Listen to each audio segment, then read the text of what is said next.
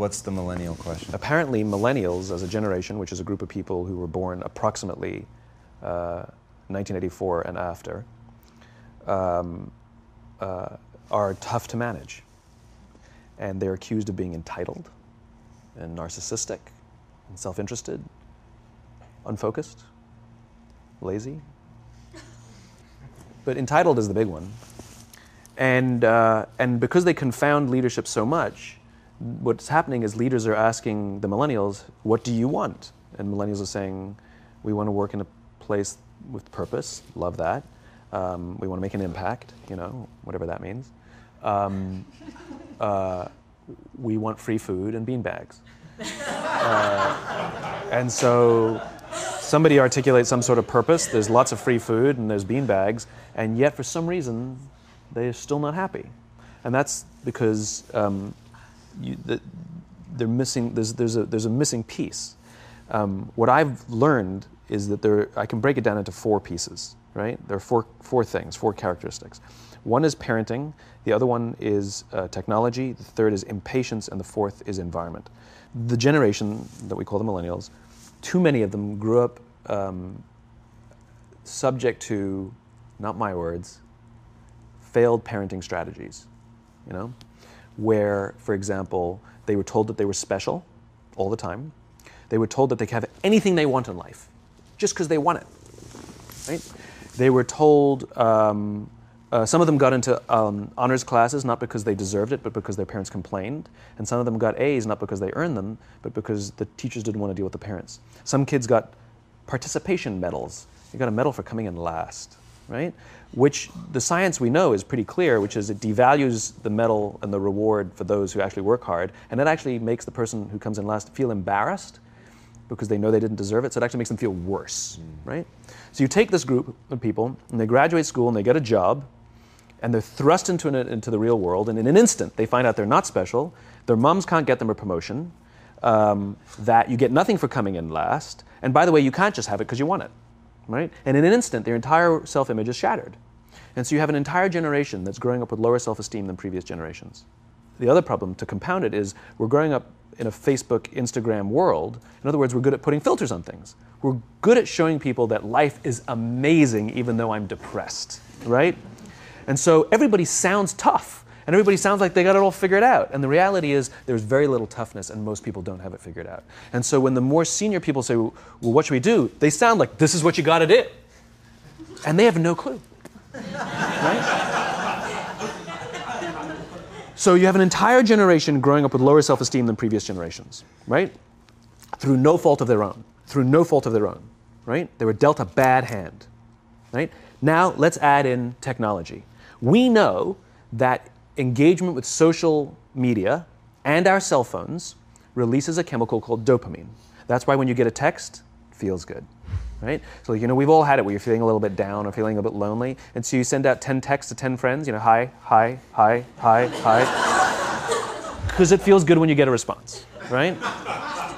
Right? It's why we count the likes. It's why we go back 10 times to see if my Instagram is growing slower, did I do something wrong? Do they not like me anymore, right? The trauma for young kids to be unfriended, right? Because we know when you get a hit of dopamine, which feels good. It's why we like it. It's why we keep going back to it. Dopamine is the exact same chemical that makes us feel good when we smoke, when we drink, and when we gamble. In other words, it's highly, highly addictive. Right? We have age restrictions on smoking, gambling, and alcohol, and we have no age restrictions on social media and cell phones, which is the equivalent of opening up the liquor cabinet and saying to our teenagers, hey, by the way, this adolescence thing, if it gets you down.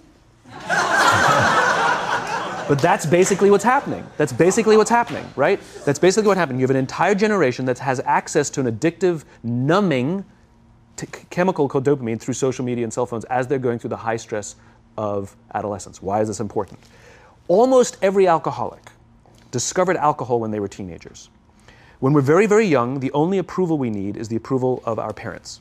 And as we go through adolescence, we make this transition where we now need the approval of our peers.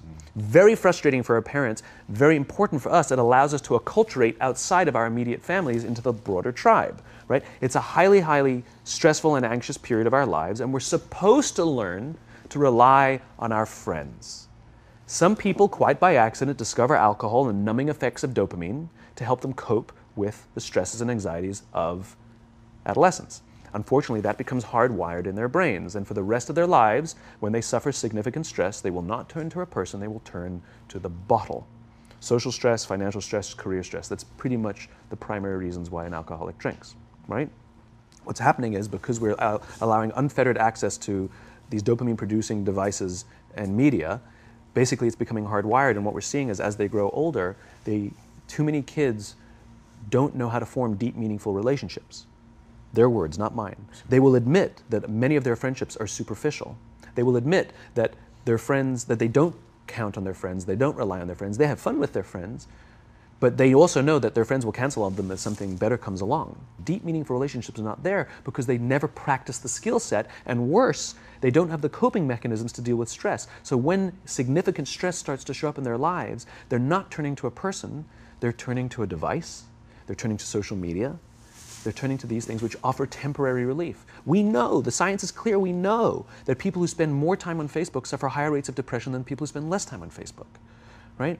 These things balanced. Alcohol is not bad, too much alcohol is bad. Gambling is fun, too much gambling is dangerous, right? There's nothing wrong with social media and cell phones. It's the imbalance, right? If you're sitting at dinner with your friends and you're texting somebody who's not there, that's a problem. That's an addiction. If you're sitting in a meeting with people you're supposed to be listening to and speaking, and you put your phone on the table, face up or face down, I don't care, that sends a subconscious message to the room that you're just not that important to me right now, right? That's what happens. And the fact that you cannot put it away is because you are addicted, right? If you wake up and you check your phone before you say good morning to your girlfriend, boyfriend, or spouse, you have an addiction. And like all addiction, in time, it'll destroy relationships, it'll cost time, and it'll cost money, and it'll make your life worse, right? So you have a generation growing up with lower self-esteem that doesn't have the coping mechanisms to deal with stress, right? Now you add in the sense of impatience, right? They've grown up in a world of instant gratification. You want to buy something, you go on Amazon, it arrives the next day. You want to watch a movie? Log on and watch a movie. You don't check movie times. You want to watch a TV show? Binge. You don't even have to wait week to week to week, right? I know people who skip seasons just so they can binge at the end of the season, right? Instant gratification. You want to go on a date? You don't even have to learn how to be like, hey. You don't even have to learn and practice that skill. You don't have to be the uncomfortable one who says yes when you mean no and says no when you mean no, but yes when you... You don't have to swipe right. Bang, I'm a stud. Right? You don't have to learn the social coping mechanisms, right? Everything you want, you can have instantaneously. Everything you want, instant gratification. Except job satisfaction and strength of relationships, there ain't no app for that. They are slow, meandering, uncomfortable, messy processes. And so I keep meeting these wonderful, fantastic, idealistic, hardworking, smart kids. They've just graduated school. They're in their entry-level job. And I sit down with them and I go, how's it going? They go, I think I'm going to quit. I'm like, why? They're like, I'm not making an impact. I'm like, you've been here 8 months. You know? It's as if they're standing at the foot of a mountain and they have this abstract concept called impact that they want to have in the world, which is the summit. What they don't see is the mountain. I don't care if you go up the mountain quickly or slowly, but there's still a mountain. And so what this young generation needs to learn is patience. That some things that really, really matter, like love, or job fulfillment, joy, love of life, self-confidence, a skill set, any of these things, all of these things take time.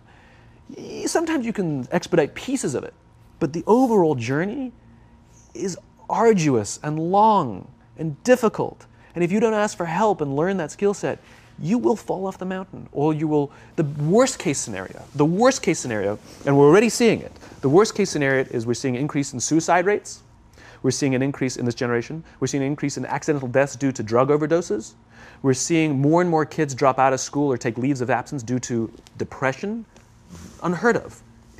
This is really bad. The best case scenario, those are all bad cases, right? The best case scenario is you'll have an entire population growing up and going through life and just never really finding joy. They'll never really find deep fulfillment in work or in life. They'll just waft through life and it'll be just, it's fine. How's your job? It's fine. The same as yesterday. How's your relationship? It's fine. Like that's the best case scenario, which leads me to the fourth point, which is environment, which is we're taking this amazing group of young, fantastic kids who are just dealt a bad hand. It's no fault of their own. And we put them in corporate environments that care more about the numbers than they do about the kids. They care more about the short-term gains than the long-term life of this young human being.